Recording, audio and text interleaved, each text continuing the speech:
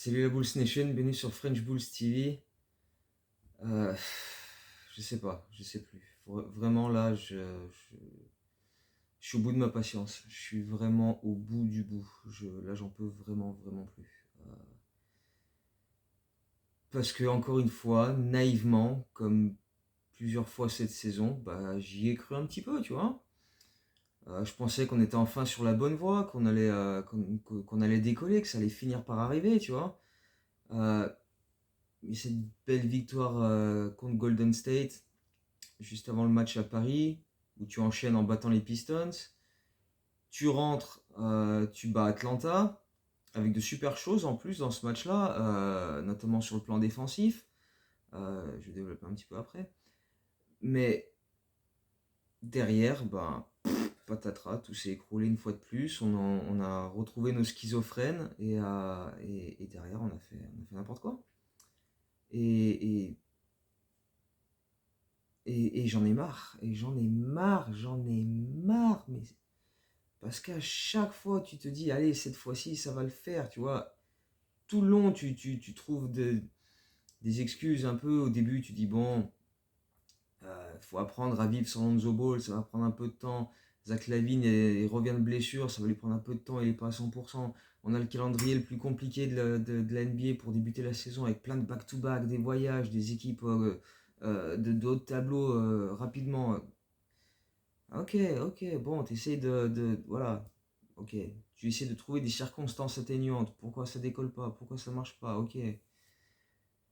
Euh, Derrière, ça s'améliore pas, même quand le calendrier sur le papier est plus abordable, qu'il y a moins de back-to-back, que tu affrontes des équipes moins solides, bah ça décolle toujours pas.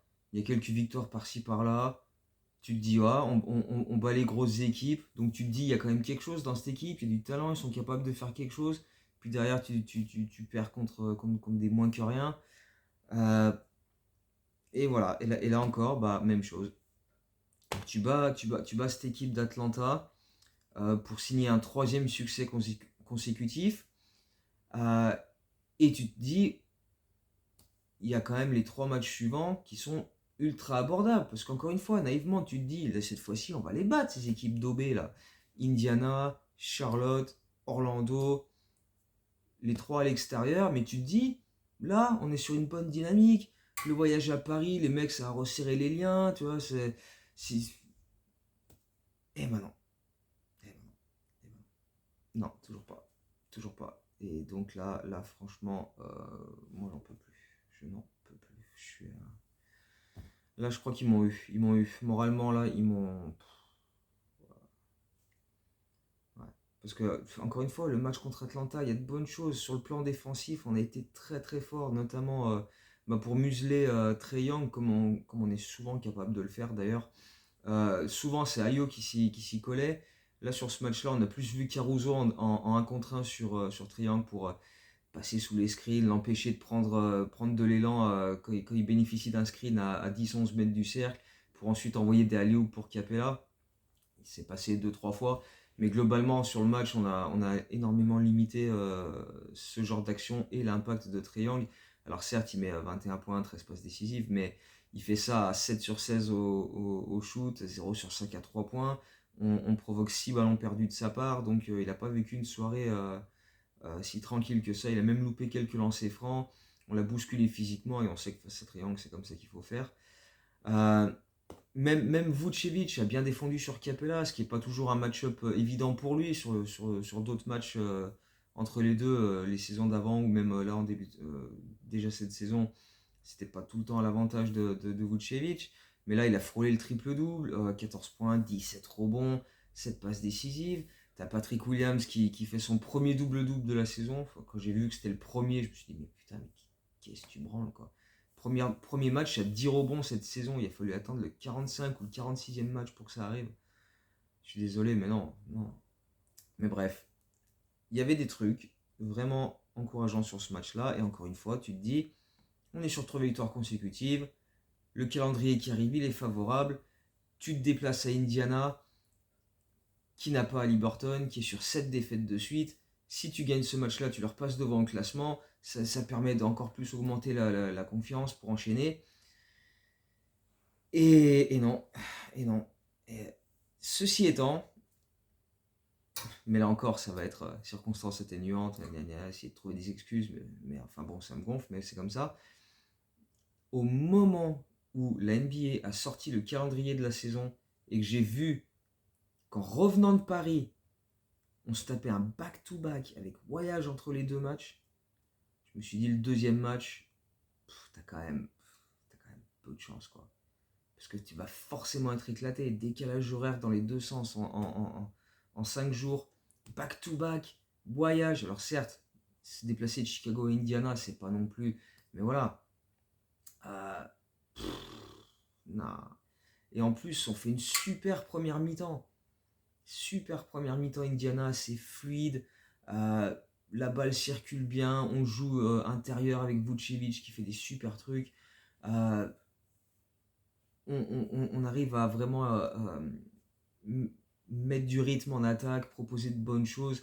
Défensivement, on est solide aussi. On fait des bons contests, on empêche les drives. On vole beaucoup de ballons, on a les mains actives. On se crée des transitions en coupant les lignes de passe. On mène de 21 points. On mène encore de 16 points à la pause. Et même là, j'étais pas serein. Parce que je me suis dit encore, à un moment, physiquement, on va pêcher. Parce que c'est juste, voilà, on n'est pas des robots, on n'est pas surhumains. Au bout d'un moment, tu vas fatiguer. Et il faut donner du crédit à Indiana. Ils ont fait exactement ce qu'il fallait, parce qu'ils sont pas cons, ils le savent. Qu'on revient de Paris, décalage horaire, qu'on est en back-to-back face à eux, euh, ils le savent. Et du coup, bah, ils ont fait exactement ce qu'il fallait faire. Ils nous ont joué physique, ils nous ont bousculé, ils nous ont épuisés autant nerveusement que physiquement sur ce match-là. Sur tous les hustle plays, boum, ça mettait des coups, on répondait pas, parce que de toute façon on est soft, on répond jamais nous quand on se fait taper dessus.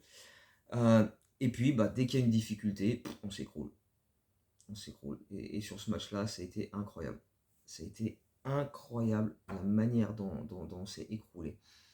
Des mecs comme McCornell, Mathurin, Turner, ils nous ont déchirés. Déchirés. La deuxième mi-temps, elle est catastrophique. On la débute avec 16 points d'avance cette deuxième mi-temps et derrière on se fait mais laminer. Laminer. On est totalement déréglé. On n'arrive plus à rien en défense ni en attaque. En plus, Indiana met une défense de zone et comme on est incapable de mettre un panier à 3 points parce qu'on n'a aucun bon shooter dans cette foutue équipe, on déjoue totalement. Du coup, bah, voilà, on a fait 5 sur 24 à 3 points sur ce match-là. Le seul joueur qui restait serein, qui n'a pas vraiment paniqué, bah, c'est le seul qui, de toute façon, joue toujours à son rythme au ralenti, c'est DeRozan. Qui a multiplié les exploits, mais vraiment les exploits, pour nous maintenir dans ce match. Des and-one, des jumpers, des rivers. Il a tout fait. Il a pratiquement dû tout faire tout seul parce que personne autour de lui était capable de rentrer un putain de shoot. Et certainement pas Zach LaVine. C'est quoi ce match de merde, Zach? Sans déconner. Tu veux être le patron de cette équipe, tu veux être le leader, mais faut jamais plus te poser la question pourquoi c'est pas toi qui as les derniers shoots. Mais c'était quoi cette horreur? 14 points, 4 sur 14 au shoot, 0 sur 7 à 3 points, 4 passes décisives, 6 ballons perdus. Sur le seul quatrième quart-temps, 0 points, 0 sur 2 au shoot, 0 rebond, 0 passe, 0 interception, 0 contre, 4 ballons perdus. Sur les seules 8 minutes qu'il a joué dans le quatrième quart-temps. Et il y a cette action à la fin, j'ai défoncé tout ce qui passait. Tout ce que j'avais à portée de main, la télécommande, mon boîtier pour mes lunettes, ça a volé. Ça a volé. On prend un temps mort. On est mené de 2 points, si je me rappelle bien. On a la remise en jeu. Zach LaVine a le ballon derrière la ligne pour faire la remise en jeu. Il observe. Il cherche des marques de DeRozan parce que ça a l'air d'être le système. Et puis le temps passe. Il n'a toujours pas fait sa remise en jeu. Caruso est tout seul sous le cercle.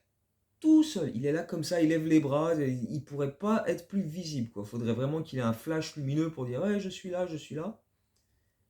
Zach LaVine ne le voit pas et demande un temps mort.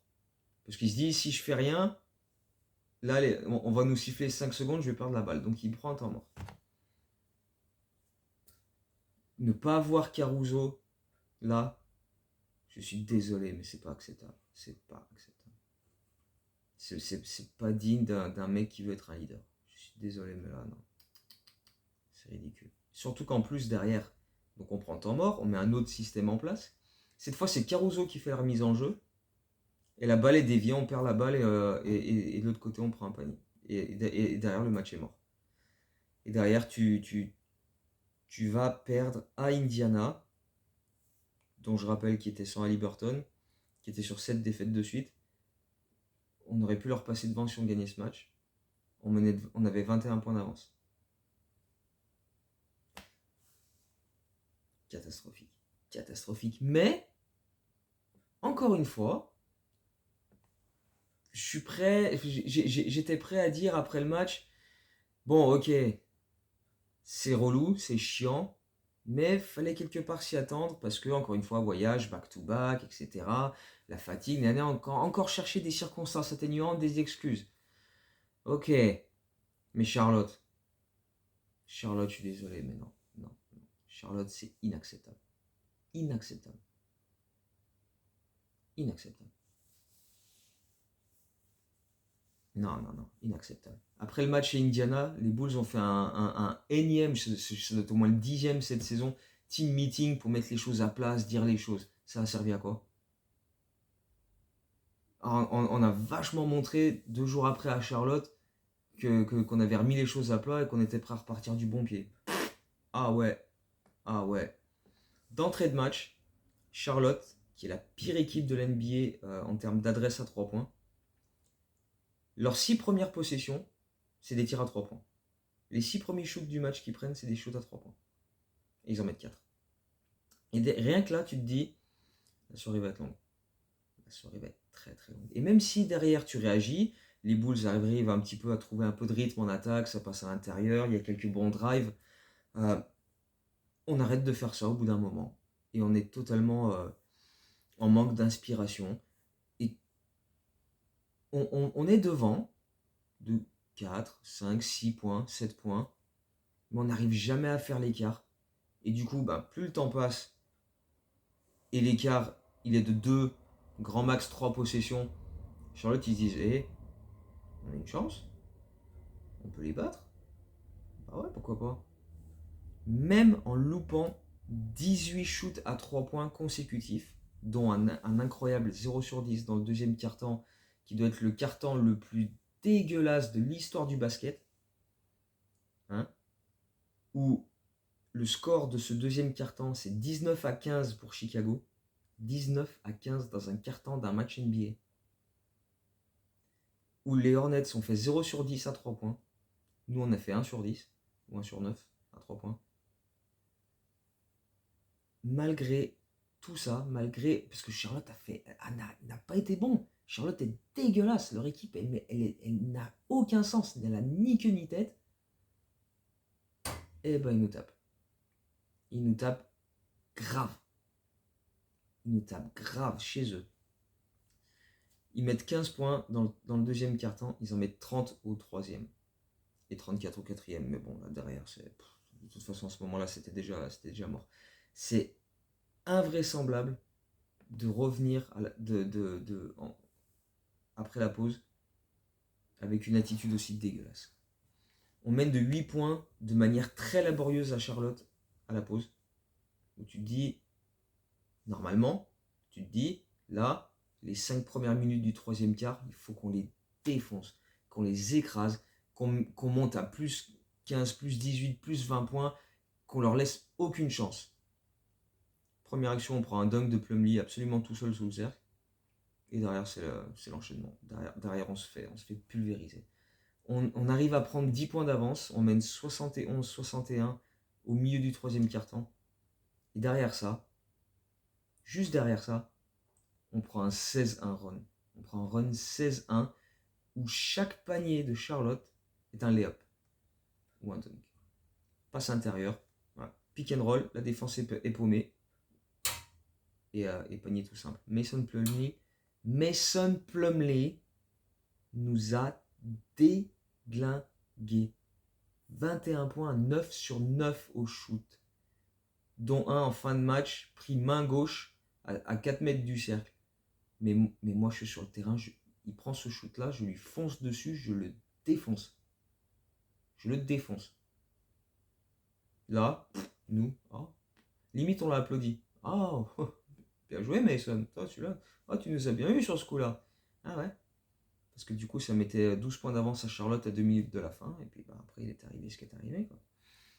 On s'est fait pulvériser sur des pick and roll d'école parce qu'on a fait zéro effort défensif. Toute la deuxième mi-temps, on a concédé des lay-ups parce qu'il n'y a jamais eu la moindre aide, il n'y a jamais eu le moindre close-out. On n'a rien fait. On a lâché ce match. Mentalement, on n'était plus là. Encore une fois, à la moindre difficulté, disparition complète. Disparition totale. Combien de fois on l'a dit cette saison que cette équipe elle est soft, qu'à la moindre difficulté, ça s'écroule mentalement. La lumière elle s'éteint, il n'y a plus rien. Dès qu'on est bousculé au rebond, tous les hustle plays qu'on perd à chaque fois, ça tourne toujours en faveur de l'équipe adverse. Pourquoi? Et le pire, et ce qui m'a le plus flingué sur ce match-là aussi, enfin, un des trucs qui m'a le plus flingué sur ce match-là, parce qu'il y a beaucoup de choses qui m'ont défoncé, mais on était incapable de mettre des points quand DeRozan était sur le banc. Personne. Il y a au moins 3 moments dans ce match où on passe 3-4 minutes sans mettre un point. C'est quand DeMar est sur le banc à chaque fois. Dans le quatrième quart-temps, à 8 minutes 40 de la fin, DeRozan va sur le banc pour se reposer. 3 minutes plus tard, il reste 5-40 à peu près. Sur ces 3 minutes-là, on a mis un point. Un lancer franc. Et le reste, c'est que des shoots précipités à 3 points, alors qu'on est absolument catastrophique à 3 points. On a fait 4 sur 25 à 3 points sur ce match-là.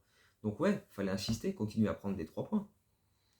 Et le seul drive, c'est Kobe, et le pauvre, il s'est fait contrer. Pendant ces 3 minutes. C'est incroyable. C'est incroyable. Honnêtement, tu vois, j'essaie de pas lever la voix, de pas m'énerver, parce que, voilà, ça sert à... Si, ça me ferait du bien, mais c'est la seule chose à laquelle ça va servir, parce que, voilà. Mais là, on n'a aucune chance. Parce qu'on n'y est plus. Là, mentalement, on peut plus nous dire que, ouais, il faut faire plus d'efforts. Non, moi j'en ai marre, je veux plus rien entendre de conneries comme ça. Les team meetings, ça suffit. S'ils me redisent, on a fait un team meeting, allez vous faire enculer. Je veux plus en entendre parler de ces conneries.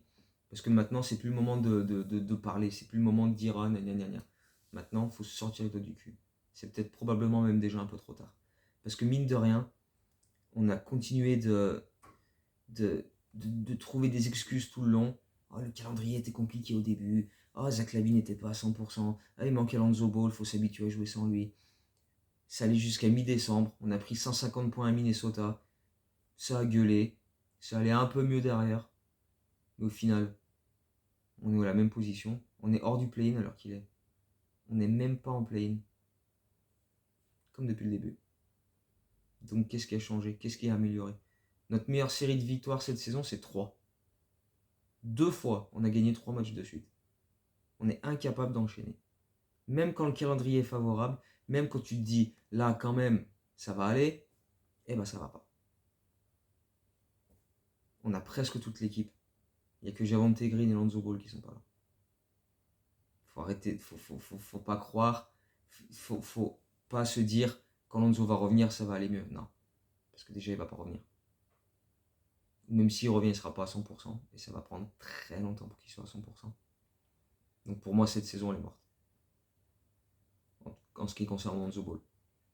Je compte absolument pas sur Lonzo Ball cette saison. J'ai même pas envie qu'il revienne en fait. Parce que ça va servir à rien. Ça va servir à rien.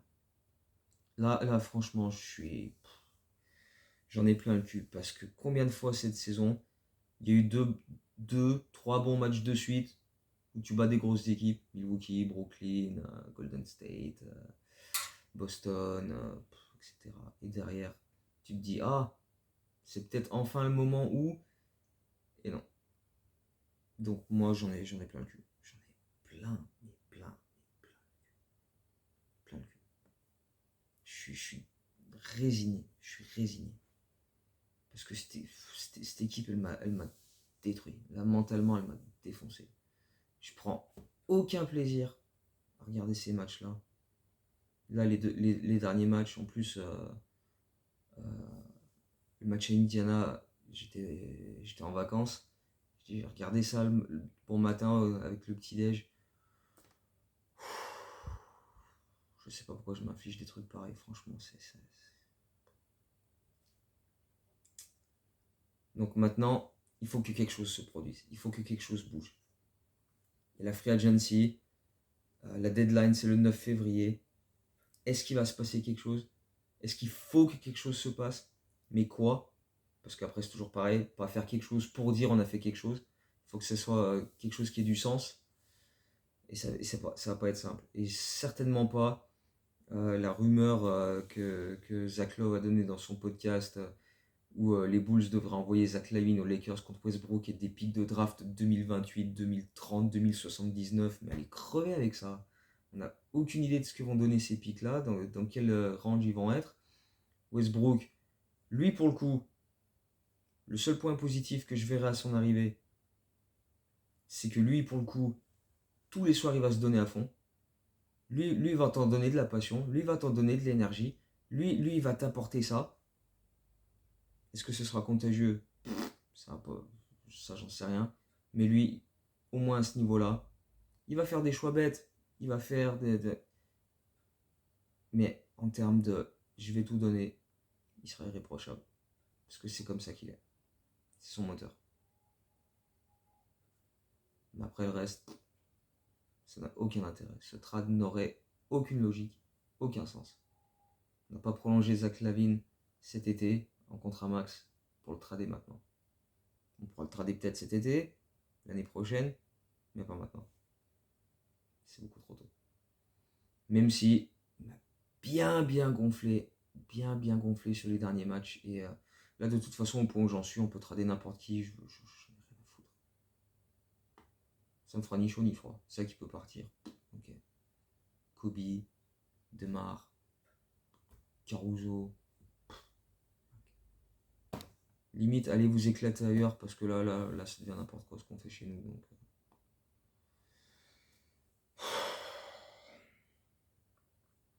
Il faut qu'il se passe quelque chose.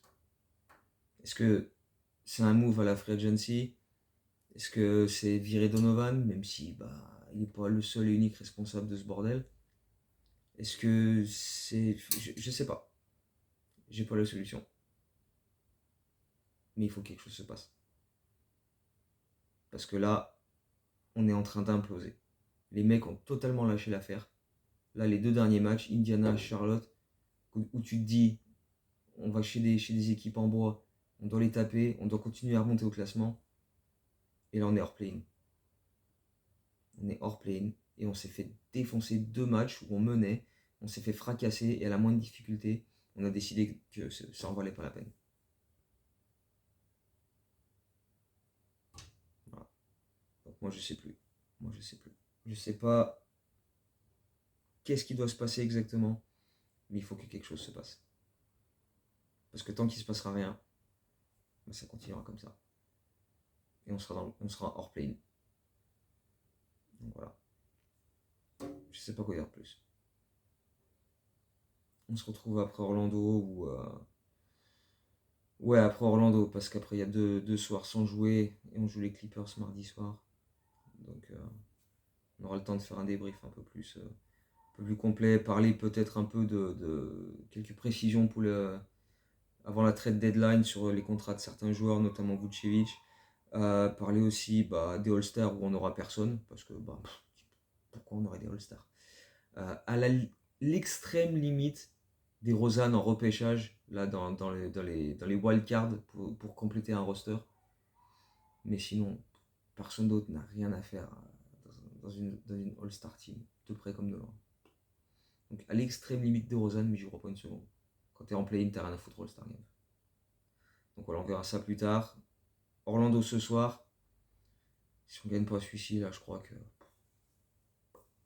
Là, faut tout péter. Enfin, je sais pas. Je sais plus. Franchement, je sais pas.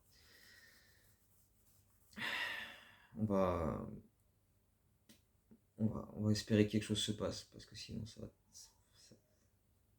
va continuer à chuter.